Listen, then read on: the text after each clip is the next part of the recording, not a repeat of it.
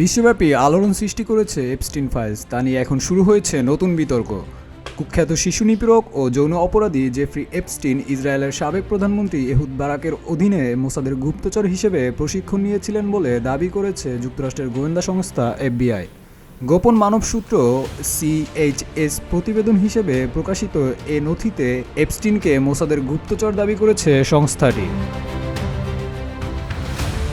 New ইয়র্কের কারাগারে 2019 সালে রহস্যজনক মৃত্যুর দীর্ঘ সময় পর দেশটির বিচার বিভাগ কয়েক লাখ পৃষ্ঠার গোপন নথি উন্মুক্ত করেছে। তাতেই আলোচনার তুঙ্গে এপস্টিন। বিশাল নথিতে প্রভাবশালী রাজনীতিবিদ, বিশ্বখ্যাত ব্যবসায়ী ও রাজপরিবারের সদস্যদের নাম ও সংশ্লিষ্টতা আসার পর সবখানেই শুরু হয়েছে নতুন এক বিতর্ক। এ নথিতে উঠে আসে যুক্তরাষ্ট্রের নির্বাচনী প্রক্রিয়ায় অভ্যন্তরীণ কিংবা বিদেশিদের অসাধু প্রভাবের সঙ্গে এপস্টিনের নাম।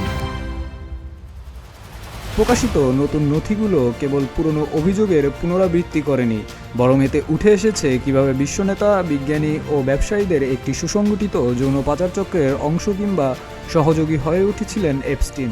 তবে সম্প্রতি এপস্টিন সংক্রান্ত আরও কিছু নথিতে উঠে আসে এ যৌন নিপীড়কের সঙ্গে এহুদ বারাকের দীর্ঘদিনের সম্পর্ক ছিল। প্রেসিডেন্ট হওয়ার আগে বারাক 2007 ও 2013 সালে ইসরায়েলের প্রতিরক্ষা মন্ত্রীর দায়িত্ব পালন করেছেন। নথিগুলোতে উঠে আসে এপস্টিনকে নিয়ে ইসরায়েলের প্রধানমন্ত্রী বেনিয়ামিন নেতানিয়াহু মোসাদের গুপ্তচর ছিলেন না বলে দাবি করেছেন। তিনি বলেছেন, বারাকের সঙ্গে এপস্টিনের অস্বাভাবিক ভালো সম্পর্কে এটা প্রমাণ হয় না যে এপস্টিন ইসরায়েলের হয়ে কাজ করতেন। একাধিক সংবাদ মাধ্যমের প্রতিবেদনে উঠে আসে নেতানিয়াহু দুষেছেন ইসরায়েলের সাবেক প্রধানমন্ত্রী বারাককে। নেতানিয়াহু বলেছেন, জায়নবাদ বিরোধী উগ্র বামরা ইসরায়েলের নির্বাচিত সরকারকে উৎখাতে ব্যর্থ হয়েছে।